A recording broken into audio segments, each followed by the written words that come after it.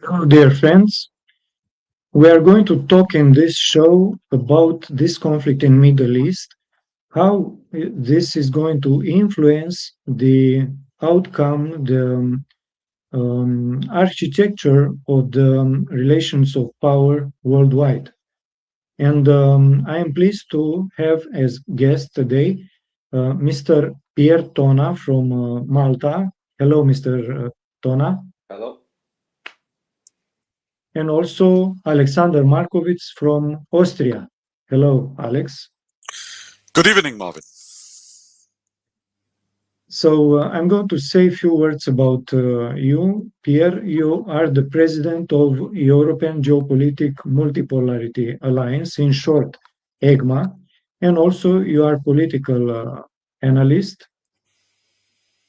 And you are very used with the analysis of what is happening in the world in the international stage.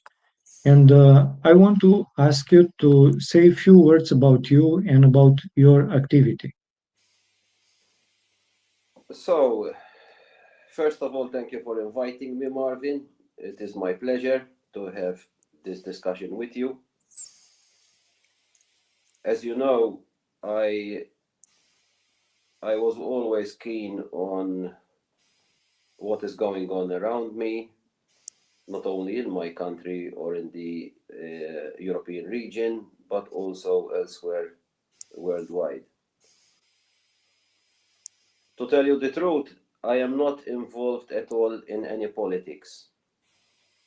And reason being, it is very simple, because I am not a politician. I stay out of the shell, and I look at politics from the outer side. So what I will discuss with you today is what I always preach. And the reason why I have formed up this alliance, so-called EGMA, it is the only reason that us people who are members in EGMA, we all think the same way. We all analyze with the same way, and we all want the best for the future of our nations and our neighbors. Great. So I have the pleasure to announce that myself, I'm member in EGMA, European Geopolitical Alliance of Multipolarity, and also Alexander, you are also member. So please, Alex, tell us a few things about you and about your activity, your thoughts about EGMA. Well, first of all, I'm an historian based in Vienna. I'm also the leading editor-in-chief of the magazine Agora Europa, released in Germany, a magazine on philosophy and geopolitics, which this month will also be released for the first time in English.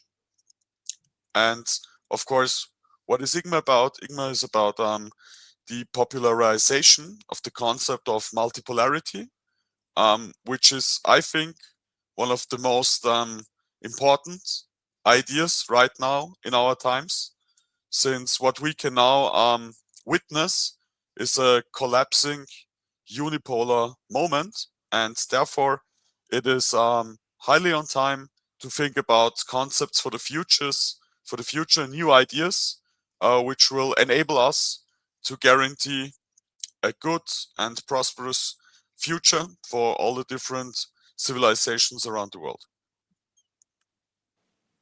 Thank you. I'm going to show a bit the site of EGMA. So this is it. There are many articles here. European Geopolitical Multipolar Alliance.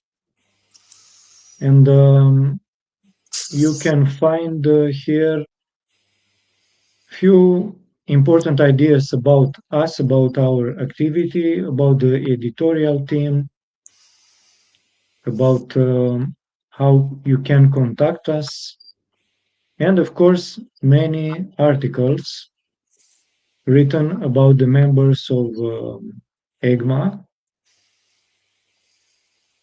So there are few articles, but we want to post more, and we are working on this. EGMA is actually a pretty new organization, but the perspectives are very high, I would say. Now, let's go into the main topic of our discussion today, the conflict in Middle East. Pierre, what do you think about the real causes, how things are going on there, and what possible outcome we could expect? And of course, many people are talking about this conflict in Middle East, but I would say there is a huge disinformation, and that's why I wanted to mark some points, some very important fundamental points in regard with this conflict, please. Thank you, Marvin. So I start from the last bit that you mentioned. Recently, one of our members, he is an Italian professor, made a very interesting interview with an Iranian professor. And this Iranian professor, I don't like to mention names because I don't have their permission to mention their name. But this Iranian professor who lived those days in Iran when there was the uprising just before the war, gave a thorough explanation about what was going on. I'm starting from the last part just for the sake to let everyone know that the kind of media that we listen to in Europe is exactly the opposite to the media that one can listen to in Iran. When I heard this Iranian professor talk, at first I thought that he was not talking about Iran because it was so different that I hardly could catch up with what he was saying. So from one side, from the European side, we heard that the Iranian regime is killing the protesters. And from the Iranian side, this professor was explaining, and I believe that he was saying the truth, because he is this academic person that usually talks about facts, not about suppositions. He was saying that there were factions in Iran, and it was proved because in different cities, these factions made this uprising at one go. So there were phone calls from one city to another, and the uprising started exactly at the same time. These factions were making all this noise and all these damages and violence. And when the police tried to control them, they shot and killed the police. And when other protesters who were from the regime side came out to the streets, there were fights even between these factions and these protesters. And that is the reason why people died. He mentioned how many deaths with regards to the police force there were. It was enormous. We hardly heard anything about this.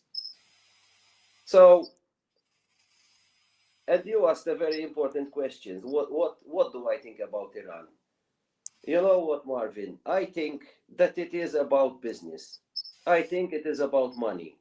I think it is about a very strategic geopolitical position of Iran because it is in a crossroad of huge business deals, as we have seen when the Strait of Hormuz is closed.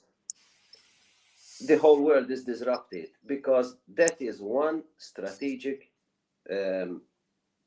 seaway. So I don't think it is about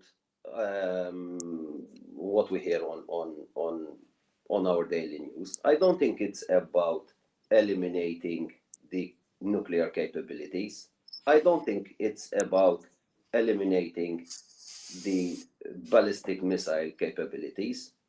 I think it's about money.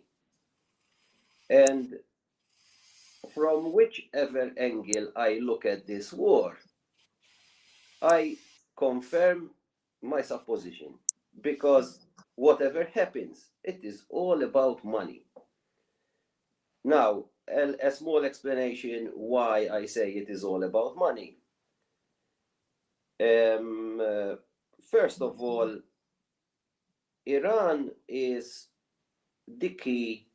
If someone takes over Iran, let's imagine there is this dream of someone who wants to take over Iran.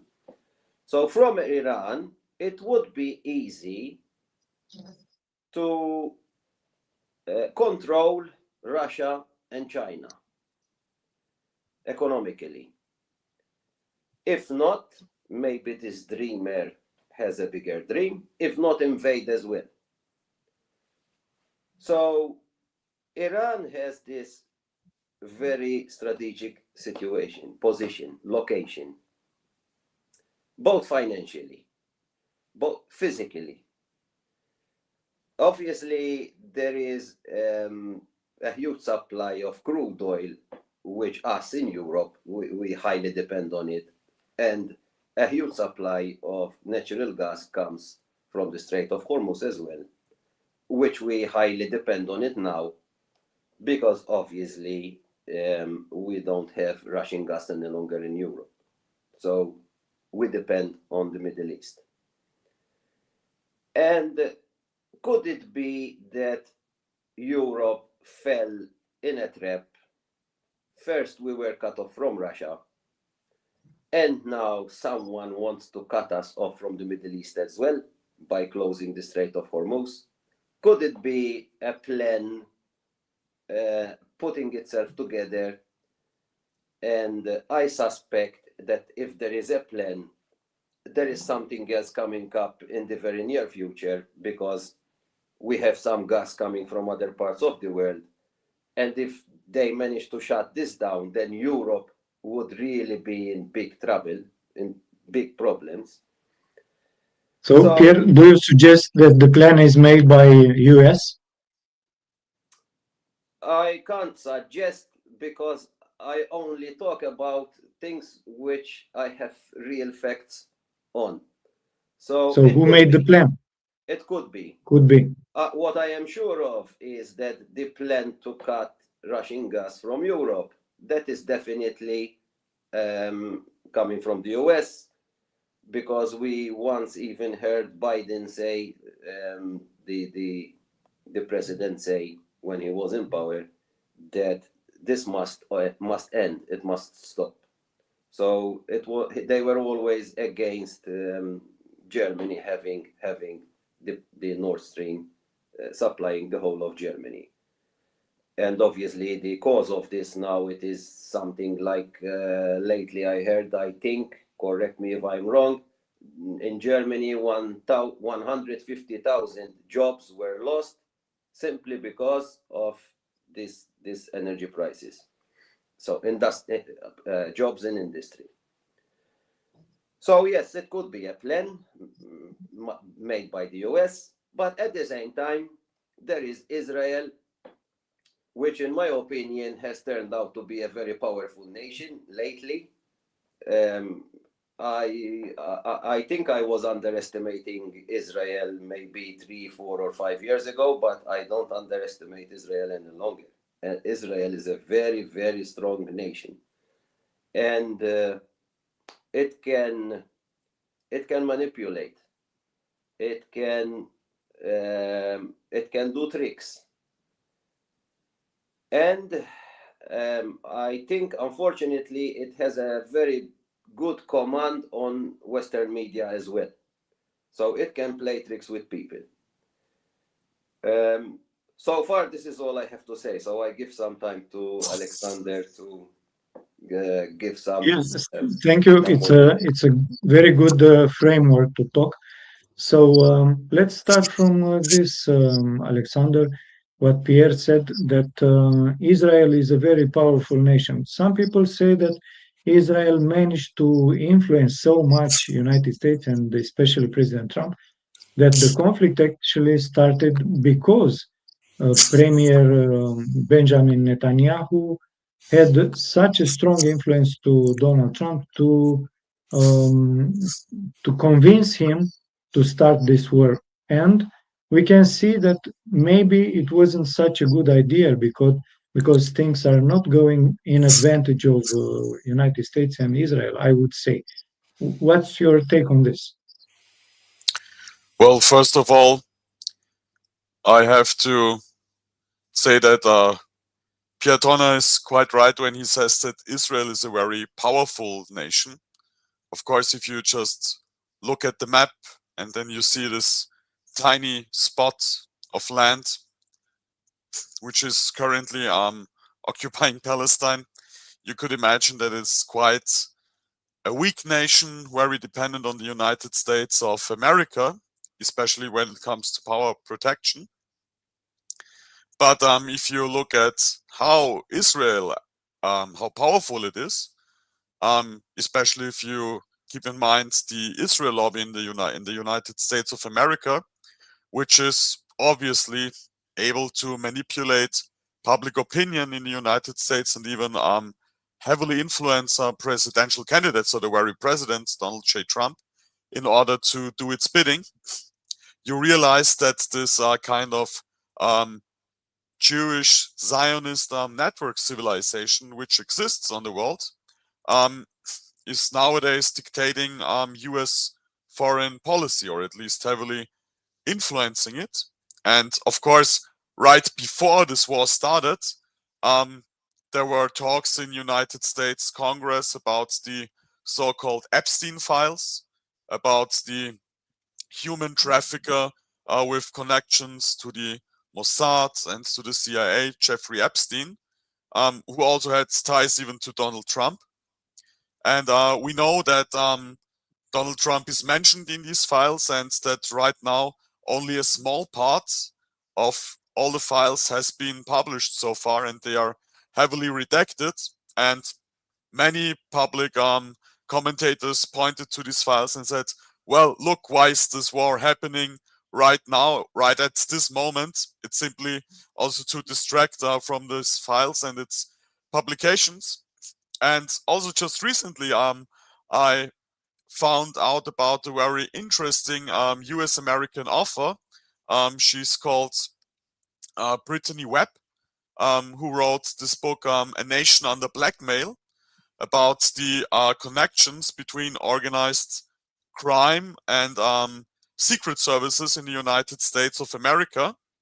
And there she points out that also this connection with Zionism actually dates back right into the 30s of the last century, and that basically Robert Maxwell, the father of the complice of Jeffrey Epstein, Ghislaine Maxwell, for example, was also involved in all these networks, and that Epstein himself was just the latest culmination point of this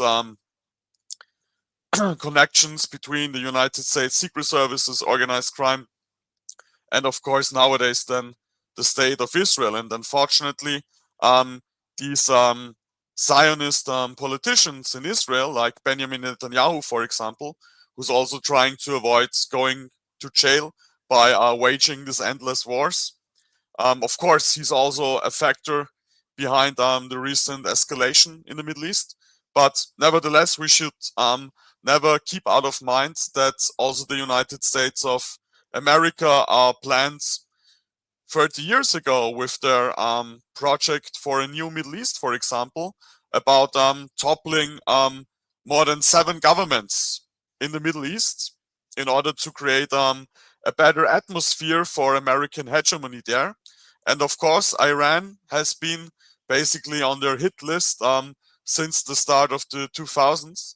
And yeah, the recent act of aggression committed by Israel and the United States has been just the fulfillment of this plan. But as you've pointed out, nowadays, when we look at the high losses of the United States, Iran shot down more than 20 planes or damaged them. The United States and Israel are both paying billions of dollars each day in order to continue this war. And nevertheless, they failed to achieve their aims. The Strait of Hormuz is closed. The nuclear potential of Iran has not been destroyed. Iran is still able to defend itself with rockets against the United States, Israel, and its client states in the Middle East.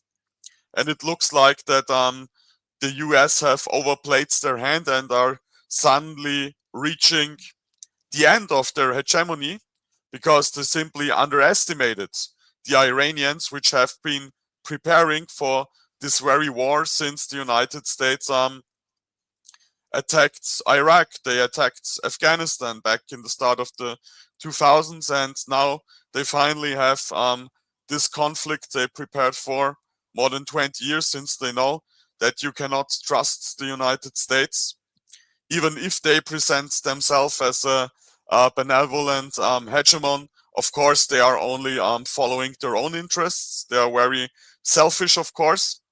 And nowadays, we Europeans, are now in a very precarious situation, especially economically, because we were not able to prevent this conflict, and now also have to think about the future world order, a multipolar world order after American hegemony, because of course we see right now that you cannot solve every conflict with violence, that you need to come to a mutual understanding with different civilization, and that it's obviously not possible to make everyone adopt your own political system, but that there are various civilizations, different civilizations, and of course they want maybe to live a different life than we do right now in Europe, and also a different life than the Americans in the United States. And therefore I think it's very important to think about multipolarity and the multipolar order, because this very system of unipolarity, which started at the end of the Cold War and with the neoconservative aggression started by the Bush presidents, it's simply not sufficient any longer to give us a just order, and it has never given us a just order. But nowadays we can see in broad daylight that the system has finally failed, even for the United States themselves, and therefore we must think about a better future, also in order to prevent wars like they are currently happening in Iran and all around the Middle East. Yeah, thank you very much, Alex. So, Pierre, um, Alexander said few very important assets of United States that had been hit by Iran, and I would add that Iran almost destroyed, almost completely, the 27 military bases of United States in Middle East. So this is a terrible hit, and those bases were in the states that were actually complying to United States, Saudi Arabia, Iraq, UAE, Bahrain, Qatar, and all these countries had huge military American bases, and they were destroyed. The military soldiers in those bases had to move in hotels because they were targeted so hard by Iranians. And also another thing worth to mention is that the financial system is collapsing, Western financial system, based on petrodollar, because these states in the Persian Gulf cannot export oil that usually were bought with American dollars. So this huge affair is affected, damaged, and severely. And now we can see that if United States it will be kicked out from Persian Gulf, the international order is dramatically changing. What do you think about this? So, me personally, I'm not impressed when I listen to news and or to friends and get to know that United States lost 20 planes, lost a military base. I'm more influenced when I hear that one child died because of this war. With every war, people die. And obviously, the countries during war, those who are fighting against each other, they will have to spend a lot of money. But what is most important is we are losing lives. We are losing people. We are losing children. We are losing schools. And if our aim is to be better tomorrow and to make better those lives that will come tomorrow, we should not start any wars.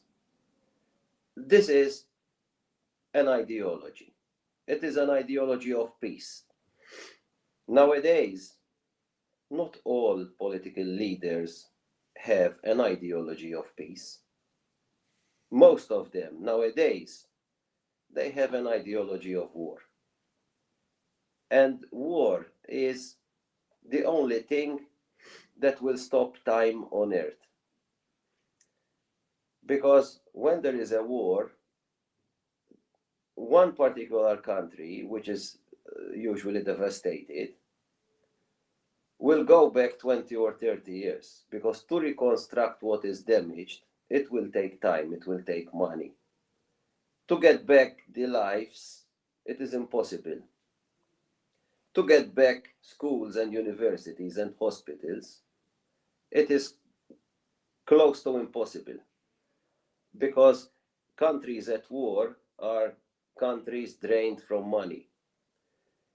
Sometimes it is very easy to say, there is a war going on in the Middle East, yes, they are fighting against each other. But it is easy because we don't live there. Because if you live during a war, life would not be easy. Just imagine going to work, and on your way to work, you see explosions all around you, or missiles overhead, or drones flying overhead. That's not a way how people should live. We are in 2026. This is the 21st century. My goodness, didn't we learn anything from the past century? All these wars and all these people who died. So, my answer to your question is, first and foremost, what is most important for me is people's lives.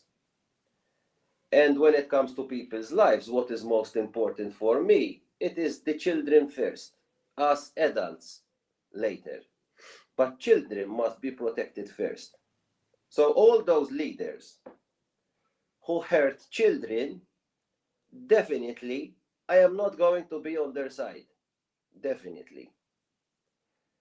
Secondly, each and every war drains money, not only from the countries concerned, but even from the neighbors.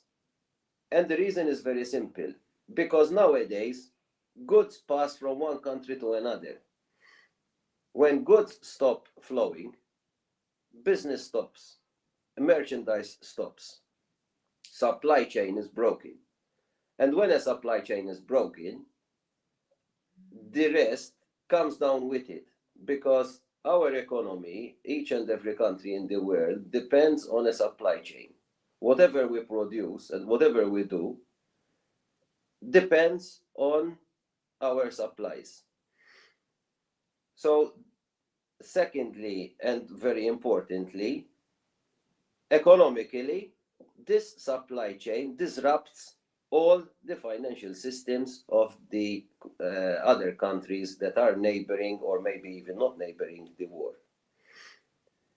Thirdly, what I also can pinpoint is that countries like United States during this war have not only lost money because they lost their weaponry, their planes, their munitions, their bases, the soldiers in their army lost their lives as well. But now we are seeing inflation and high prices in many regions in the United States as well, nearly in all regions in the United States. So people, the Americans back at home, they are paying the price as well. If I am not mistaken, yesterday their fuel went up to $4, which is unacceptable in the United States, because in the coming months, United States is kind of in a holiday mode. People take their cars, their caravans, and they travel. The United States is a big country, many beautiful places, and people travel. But having fuel at $4, people, they are going to be hurt as well.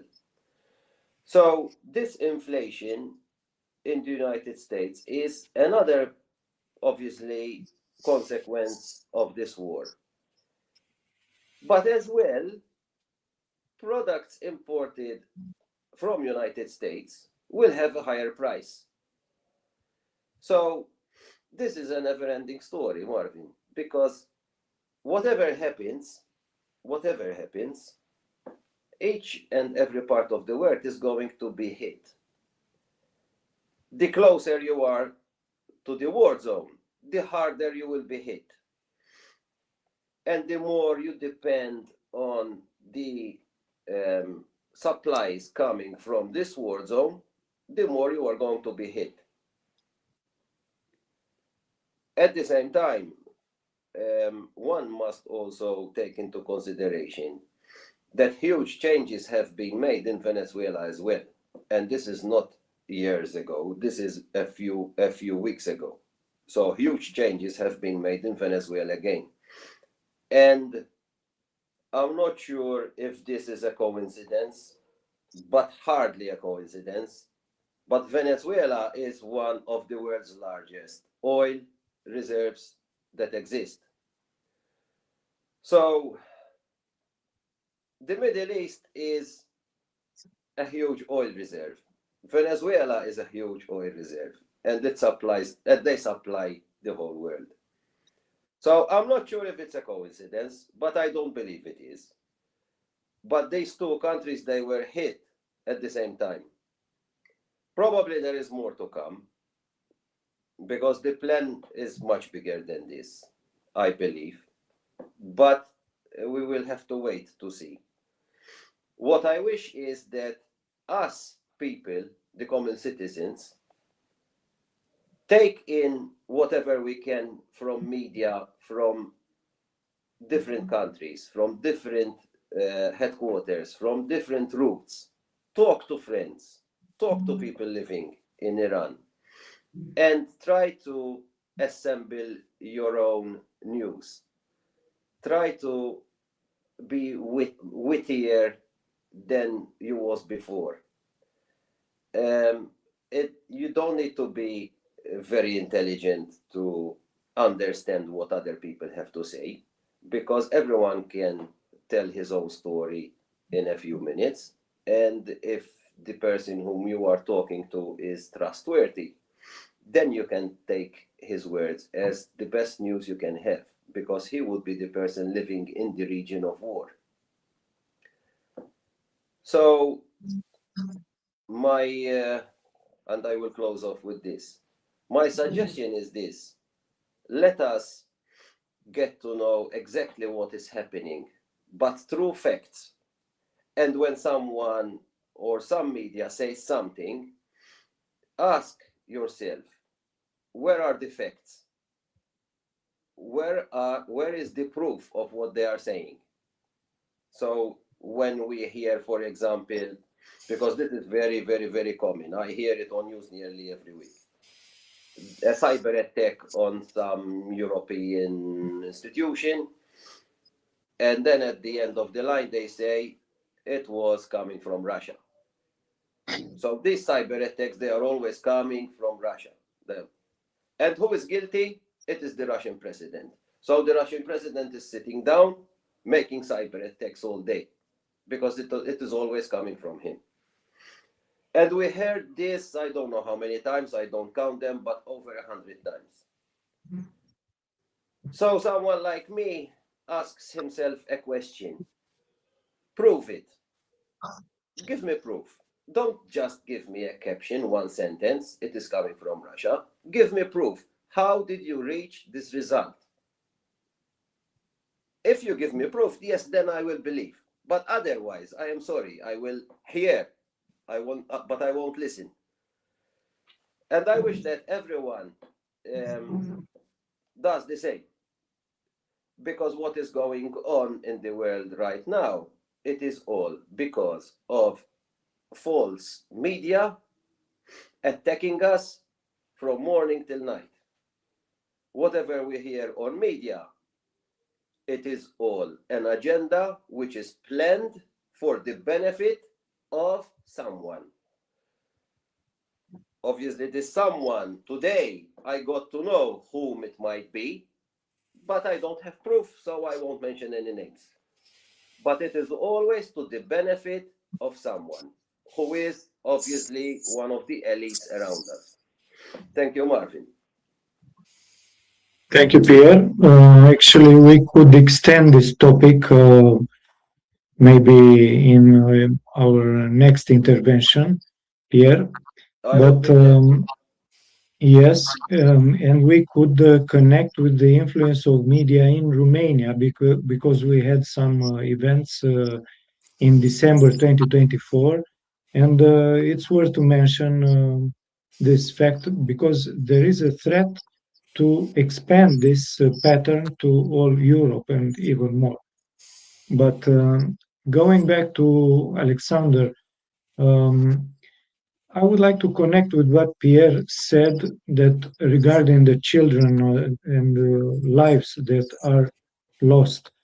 We can see that in the first day of conflict, there were killed almost 170 children in Ninab school in Iran, and it was definitely a deliberate attack because in the beginning the Americans said it was just happened, it just an error, but no, there were 3 missiles that went there with 40 minutes distance. First they killed the children, then they killed the parents, then they killed the first aid personnel.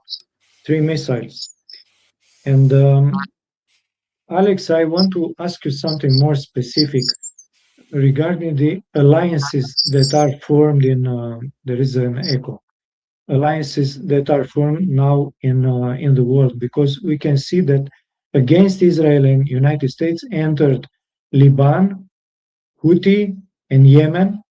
And of course, we know that Russians and Chinese are near Iran and all the BRICS alliance, more or less, because we can see, for instance, for India, in case of India, a kind of ambivalent approach. And on the other side, we can see in the usual camp of United States and Israel that there are some nuances. For instance, Spain closed the airspace for American aircrafts. Also, France and who else? Italy, yeah. Premier Giorgia Meloni said she will not open the space of Italy for American planes. So, how do you see, Alex, the forming of alliances? Because we were used to see the American hegemon and it was the unipolar order. Most of the states were after 1991 when the Soviet Union dismantled. It was the unipolar order, and now the things are more complicated. There are more poles of power. So, what do you think? Well, first of all, I think, of course, it's a very negative development that we have this war right now. And Pierre mentioned it, you've mentioned it, that in the very first day of the war, deliberately, the United States and Israel killed more than 170 schoolgirls who, of course, were not part of this conflict as combatants and couldn't have been. And we have also seen similar scenes in Lebanon, which was right now also attacked by Israel in order to create this vision of greater Israel, which is also one of the many reasons why the Western camp started this war. Of course, this is very negative. But of course, as you said before, we can also see more positive developments. We can see that unlike in 1999, for example, when Yugoslavia stood on its own, when the United States did the same to the Serbs and to Yugoslavs, what they are now doing to the Iranians, they were basically completely alone. And only later in the conflict, the Russians intervened in order to protect the Serbs in Kosovo. But this was at the very end of the conflict. Basically, they were on their own. But in this conflict right now, from the very start, both Russia and China helped Iran in order to defend itself, as we've also heard from the United States of America. And we can see, and I think this is very positive for us Europeans, that governments like the Spanish government, who, for example, more than 20 years back in the past, they actually supported the United States invasion of Iraq. But now, 20 years later, they said, no, we no longer will take part in this aggression. We are not allowing the United States any longer to use our territory as basis for this criminal conflict. And also other European states joined in. And I think this is a very positive sign for the development of multipolarity, because on the one hand, you can see that Iran is not on its own.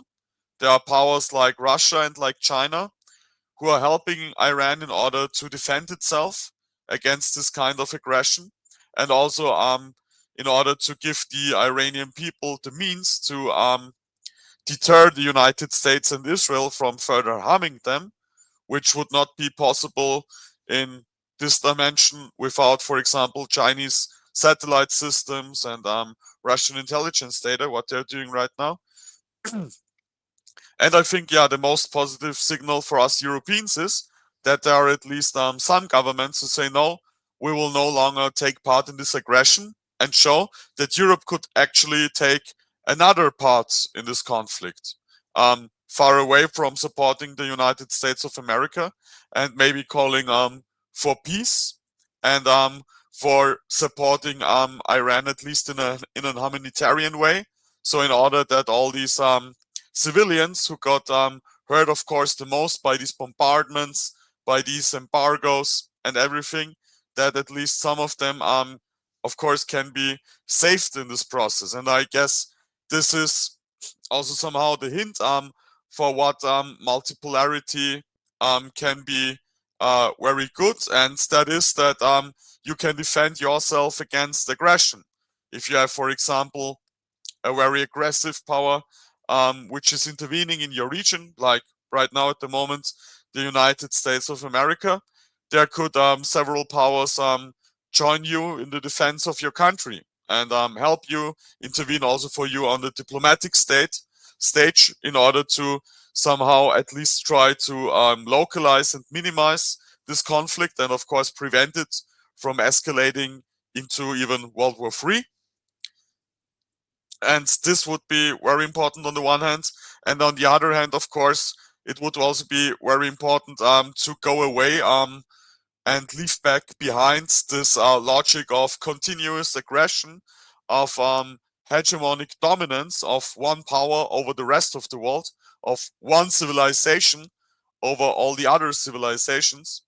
Since, of course, humanity is very diverse, we have different civilizations, we have different, of course, religions on the world, like Christianity, Islam, and others, and therefore also different ways of life. And if you see what is happening right now in the United States of America, if you saw what is actually written in those Epstein files about, of course, abuse of children, even talks about, of course, we don't know what really happened, but we have at least some eyewitness talking about cannibalism and other really evil things. I think it should be possible for every people on this planet to make a choice if they actually want to emulate this Western model, which in the past 30 years, for example, in the Middle East led to wars, to starvation, to economic crisis, to the breakdown of statehood. If people actually want to join this model of development, or if they want to develop on their own. And we could see, for example, in Latin America, countries like Venezuela, who also wanted to adopt this independent approach and to adopt their own way of life, their own lifestyle. But unfortunately, then the United States as a hegemon decided, no, the Venezuelans are not allowed to do this. And therefore we can see that it is very important for such countries who are choosing their own way of life to be able to defend themselves. Also, if we are talking about Europe, for example, just at the start of the year, we had the United States of America talking, for example, about taking over Greenland, like it's some kind of real estate in a New York real estate deal, and you take this side of the street, I take that side of the street. But of course, these are countries, there are people living inside them. And also these people should have a say in how their future will play out and not be occupied by some kind of gigantic hegemonic state or be subdued to the interests of big international corporations like Palantir, for example. We talked about the bombing of the school in the very beginning, and it's this company run by Peter Thiel and Alex Karp, who's actually since the days of 9/11 in the United States about the privatization of the surveillance state. And not only that, they are also using AI models for leading wars. And we had catastrophic results of this so-called AI warfare, for example, in Gaza, when thousands of civilians were declared combatants by these AI systems. And now, at the start of the war in Iran, we also had these AI systems deliberately targeting civilian buildings and therefore killing civilians in the thousands. And these are all developments which are basically dictated by the West, and where the rest of the world doesn't have a say. And where, for example, also we Europeans are not as well informed as possible about these negative developments of multinational corporation using AI models in order to weaponize our personal data, for example. And therefore, multipolarity is so important because, on the one hand, it enables yourself to defend your own rights, your own people, your own children against malevolent actors from the outside in order to join forces with other civilizations in defending yourself on the one hand. And on the other hand, of course, to choose a different course, to choose, for example, peace and cooperation over a clash of civilizations, over warfare. And this is, I think, nowadays more important than ever, because we are right now sleepwalking into a giant global conflict. We are basically sleepwalking into World War III. We have seen, for example, the war for Ukraine, where the Europeans wanted to deliver more and more weapons in order to fuel the conflict, instead of saying, okay, we have this conflict here right now, let's talk about a solution, let's talk about a possible peaceful solution, about a stable, peaceful order in Europe. But of course, then you have also actors from the outside who say, no, we don't want peace, because peace doesn't mean profit for our armament industries. It doesn't mean profit for Raytheon, for Palantir and for other corporations who are actually benefiting from this carnage, from the murder of innocent civilians. And therefore, it's so important to further develop this idea of multipolarity and also to make it more popular, because when you have different civilizations on the planet and different modes of society, and even the idea of cooperation between different civilizations, of about cooperation between Christians in Europe and Muslims in the Middle East, in Iran, and not this idea of steady conflict, because you don't have necessarily to be in a steady conflict with someone who is different to you, who has a different identity. You can also try to understand each other and to make a cooperation, for example, because if we are following this very model of steady conflict, of never-ending wars, which we have since the end of the Cold War, we talked about Yugoslavia, we talked about Iraq, Afghanistan, we can also talk about Libya. Basically, this whole space has been thrown into a never-ending quagmire, into a never-ending war. And of course, it's not the common people who are profiting from these wars, from these never-ending conflicts, but it's only a tiny percentage of elites. And therefore, as it's a popular saying in Germany and Austria, we have to change the elites in power before the elites in power are able to exchange the peoples.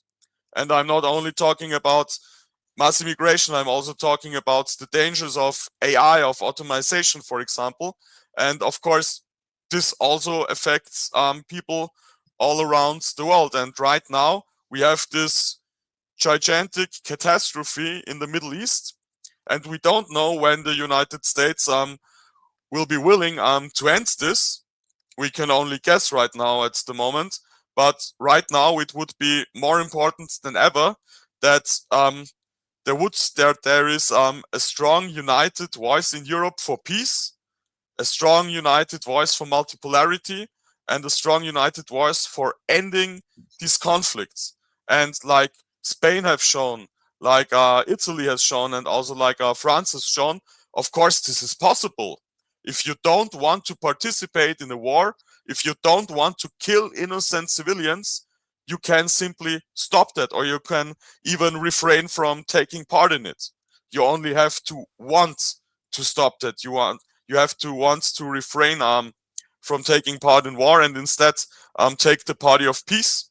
And yeah, right now in the Middle East, it would be nowadays more important than ever that Europe, for example, supports humanitarian efforts to support the war-torn countries in the Middle East, to support Iran in this very dangerous situation on the one hand.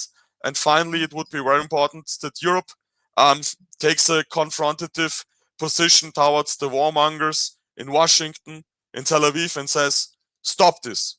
We don't want these wars anymore. We want peace. So please end this. We Europeans, we are out of this conflict. So you also have to end this conflict. I think if we could at least organize a strong European voice for peace, this would be a very important and first step in the direction of a multipolar order, since also we Europeans ourselves have to adopt this position of peace, of multipolarity, against this hegemonic course of never-ending wars around the planet.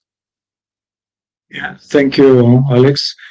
I remember that when this conflict in Iran was at the beginning, it was an interview of Pete Hegseth, there is an echo, the Secretary of War in United States, and he said if we are not going to attack Iran now, in 1 year it will be too late.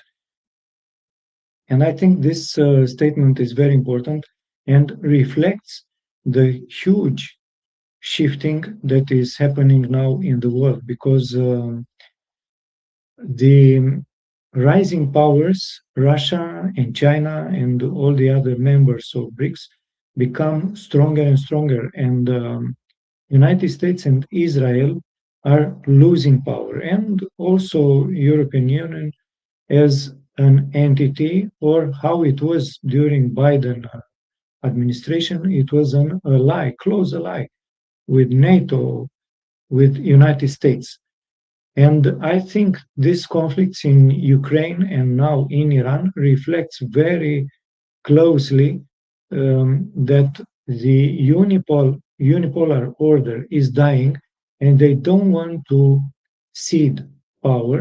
They want to keep it, but it is impossible. And with this conflict in Iran, we can see exactly how the new alliances become stronger than unipolarity.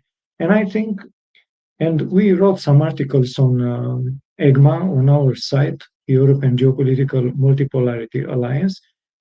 And we think that it is very important that people need to understand what is actually means international order, what means unipolarity, what means multipolarity.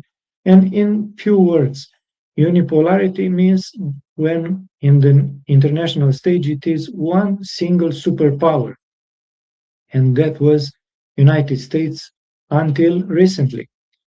But multipolarity is when you have at least three superpowers, and now we really have three superpowers. Beyond the United States, there are Russian Federation and China. There are really superpowers, and unipolarity requires the influence of the hegemon that actually dictate the international order to all the other states. In a unipolar order, there is only one superpower and no major power, and only medium powers. But now we don't have this configuration of power because we already have three superpowers, and there are also multiple major powers. And in multipolarity, we have sovereign states, not hegemonic states, and the relationship are based on equality and to respect sovereignty. And this is the new international order that we are going through, we are going into. And we getting close to the end of our show. Pierre, please tell us, you started to tell about the influence of media, and let's correlate this influence with the new society that emerge in multipolar order. How should media be? And of course, we can make a connection with the situation in Romania. But I can tell you, because I am Romanian, the cancellation of elections, it was not because of media firsthand. It was because of political calculation. Because they, when I say they, I mean the mafia power that had the power and wanted to keep it, and they made actually a coup d'etat, and they blame on Russia, but without any proof. It was just a pretext. It was not TikTok, it was not Russia or Facebook or anything. It was their simple calculation. We cannot let Călin Georgescu, the elect president of Romania, and we need to find a pretext. But however, let's talk about the influence of media here. So, as you have very well explained, we are living during a fierce time. I call it fierce because we have changed our geopolitical system completely from what we had, let's say, a decade ago. At the moment, we are completely different. And we are in this state simply because, as you have very well explained, we have three superpowers. We have the United States, we have Russia, and we have China. And these three superpowers, they cannot be ruled by each other. So United States cannot rule China or Russia because they have the same power. Russia and China emerged gradually, slowly, but surely. And Russia has proved its superpower during this war. One must bear in mind that Russia was not fighting against Ukraine. The special military operation was obviously against half of the world, as everyone knows. So,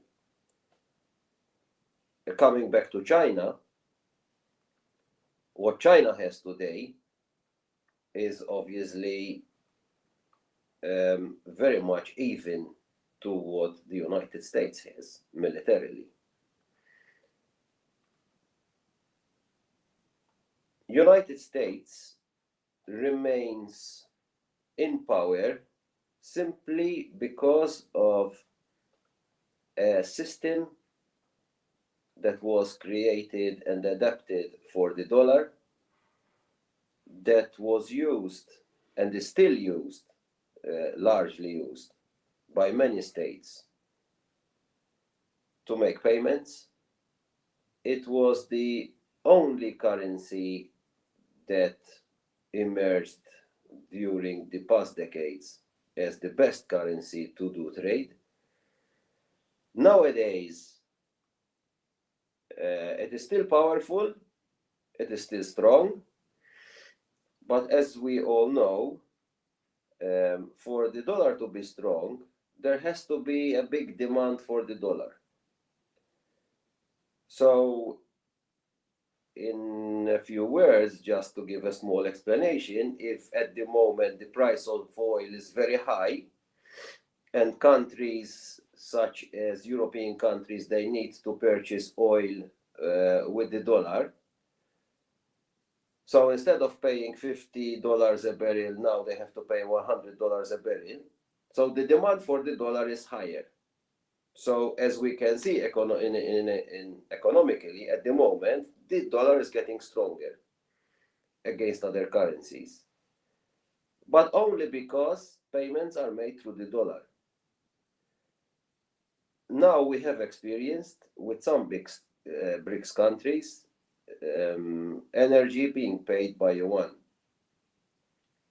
which is obviously a new competition for the dollar. I believe that in time this competition will grow bigger and bigger because there might be better prices with different currencies, which already exist, and I believe that in the future will benefit more countries. And apart from that, one must also mention that in a multipolar world, the fundamentals of a multipolar world are respect and equality. If one does not respect his neighbor, he can't be a part of a multipolar world, definitely. We have to start from respect. So we must, first of all, look at each other and believe that we are equal, not superior or not inferior. So we have to believe that we are equal. So we must have the same say, the same weight politically. So that is first and foremost. Secondly, which is very important in order for our societies to live in peace. Secondly, we, apart from respect and equality, we must have the same rule of law. So as we know today, we are supposed to have United Nations leading the whole globe, but in fact the resolutions register that United Nations aren't simply working. So resolutions we have, but pragmatism no, most of the times. So we must have a basic rule of law, which all countries must abide, by which all countries must abide. We must be equal not only politically, but we must be equal and respectful religiously. So we must accept other religions. One of the things which, for example, I couldn't understand during the Ukraine war in the beginning was, wait a second, not during the war, before the war started. I could not understand why people in Donbass were being oppressed. So Ukrainians being oppressed by Ukrainians about their language and religion. I couldn't understand this because, as far as I know, in Europe, for example, let's say in Belgium, you have people talking in French, in Dutch, in German. They don't shoot each other, they don't kill each other, they don't oppress each other, they live together in peace. So how come in Ukraine, the people of one part of Ukraine, they shoot and kill the people of another part in Ukraine? I couldn't really understand this until friends of mine living there gave me a good explanation. So if there was respect, as I am saying now, if there was respect, if there was this mentality of us being equal, there wouldn't have been problems. If all religions are equal and if religions respect each other, there wouldn't be problems. And multipolarity, after all, it's not only beneficial for having good economic world. It's not about being rich. It's about living in harmony and peace, first and foremost, for the good of ourselves and for the benefit of those who need to live in the future. So Marvin, I think it's time that we start closing off. So my last few words are these. I believe in a multipolar world. We are not sure and we do not know exactly how this multipolar world will work out and how it will emerge. With regards to superpowers, as you have said and explained perfectly, we have 3 at the moment. There might be more in the future, who knows, but not in the close future, definitely. So yes, I believe in a multipolar world. I believe in peace and harmony coming from respect from one country to another. So mutual respect. And I also believe that the leaders, our leaders, and other leaders of each and every state, they must listen with wide open ears to what their citizens have to say. And the citizens, they must bear in mind that once they go to vote in an election, once they vote to their leader, there is no way back.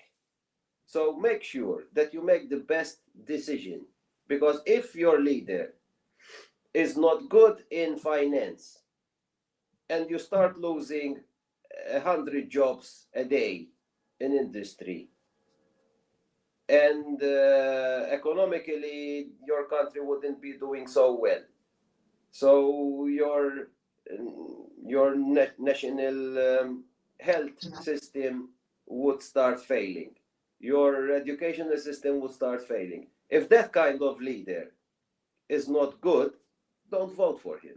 That's all. Choose the best. So that's my theory. Thank you, Marvin. Thank you very much, Pierre. Of course, this would be the logical modality our leaders should think, but unfortunately, we know that many of them are only puppets. They are not acting with their consciousness. Maybe they don't have any consciousness. It's a kind of joke, but they are subjected to blackmail by others entity that many times are acting behind the scene. So we don't know exactly who are forcing Macron, Starmer, Merz, and so on. So, Alexander, please tell us few words, few remarks in the ending of our show. Which is your opinion regarding what kind of international order will come? What do you think? Well, first of all, I think that right now we are witnessing the final point of transitioning from the collapsing unipolar world to a new multipolar order.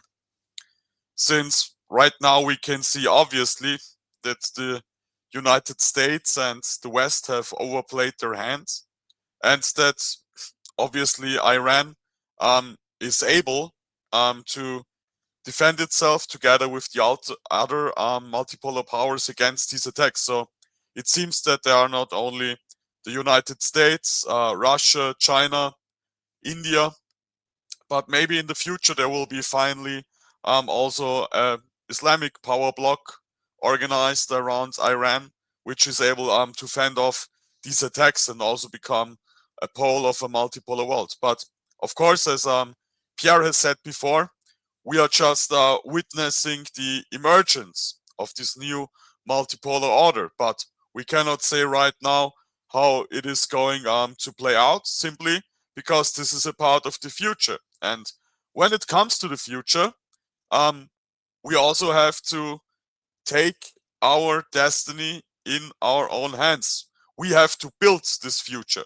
We are not just passive spectators or consumers who are just witnessing the future being decided by others, but also we as ordinary people have a say, as intellectuals, as family fathers, as political activists. We all can play a role in this process. We can decide if, for example, Europe will join as another independent pole in this multipolar world, or if Europe will be just some kind of economically devastated backwater still controlled by the United States of America.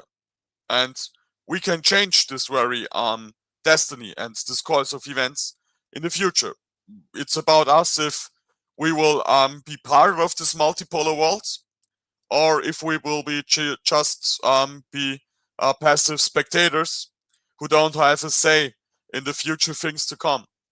So therefore, I can only motivate all our viewers to join this process of multipolarity, to think about our own future, to become, as Antonio Gramsci has also put it, intellectuals, to become conscious participants in the struggle for the future. Because right now we are witnessing this dying world of unipolarity, and the future is still about to be born. So I think we should not be passive. I think we should directly participate in these events, because of course they are about the future of Europe. They are about our future, the future of our children, the future of the different European peoples, the people of Austria, of Romania, of Malta, of France, of Germany. And we all have to take part in the struggle.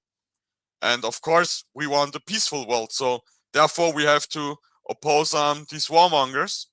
And I can only, basically make a call to action in order to also join intellectual organizations, join think tanks, and also participate in creating new ideas and concepts in order to make this future possible. And I think EGMA is one example of such think tanks. I can also recommend, for example, the newspaper, the magazine I'm creating together with some friends in Germany called Agora Europa, which is also now released in English, which also tries to take a European position in this multipolar world. And I can also only motivate, as said before, all our viewers to take part in this conscious process, and also to become intellectuals, take part in this discussion, make up your own ideas, or help others develop their ideas, so that in the future also Europe will be no longer just a spectator, but that also we can be an actor in this upcoming multipolar world, and that we can finally break out of this circle, this vicious circle of death, destruction, refugee crises, economic crises, demographic crises, the breakdown of statehood, and finally create a lasting, peaceful order of cooperation, of respect towards each other, of respecting other identities and civilizations, but also about respecting your own identity, your own civilization, your own religion, and let not others disrespect it, because as Pierre Tonna said before, without respect for each other, we cannot create a stable order and a common future. And yeah, I think if you look at this history of Western universalism of the last 30 years, of neoconservative interventions, of liberalist internationalism, where you dictate other people how they should vote, like in Romania, if you dictate other people how they should live, like also unfortunately the Europeans did in Iraq, in Libya, and now how the United States and Israel are trying to dictate the Iranians how they should live, how they did it with Venezuela. I think we simply have to leave these old ways behind and adopt another strategy of respect. We have to adopt another way of life. We have to reclaim our own history and identity, and we have to leave back behind this vicious circle of invade the world and invite the world, and this is only possible with multipolarity. Thank you very much, Alexander Markovics. And thank you very much, gentlemen.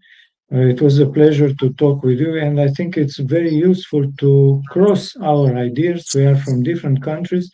And actually, this is the idea of our group formed with members from many countries. Our group, meaning EGMA, European Geopolitical Multipolarity Alliance.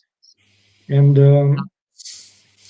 of course, we can understand better that we have the same ideals, the same objectives to live in a world with sovereign countries where the will of the people are respected, not like in a hegemonic system where there is a superpower that dictates to all the others, and media and human rights and everything else are only pretexts, are only facade. They are not really respected. So we have the chance to step in another era. And I think what we see with this resetting of international relations on the background of these conflicts in Ukraine and Iran, we can see very concretely that indeed the international order is reshaping and we are entering in the multipolar world. So thank you again, Pierre, Tonna, Alexander Markovics, and I thank very much to our audience. We end here. Goodbye. Thank you again. Thank you. Bye. Goodbye. Thank you.